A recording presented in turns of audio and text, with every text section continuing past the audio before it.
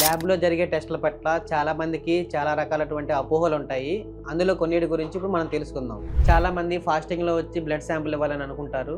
అన్నిటికీ కూడా fasting sample అవసరం లేదు. కొన్ని టెస్టులకు మాత్రమే ఫాస్టింగ్లో రావాల్సి వచ్చింది. Like lipid profile, thyroid, liver function etcetera. Blood test అనేది వెరీ పెయిన్ఫుల్ అని అనుకుంటారు, చాలా మంది అపోహపడతా ఉంటారు.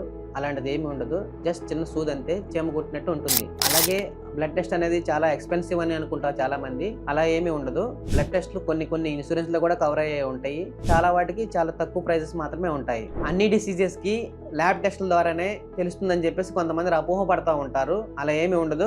కొన్నిటికి వేరే వాటి సపోర్ట్ కూడా తీసుకోవాల్సి వస్తుంది. అన్ని డిసీజెస్ కూడా బ్లడ్ టెస్ట్ ద్వారానే కన్ఫర్మేషన్ అవ్వవు.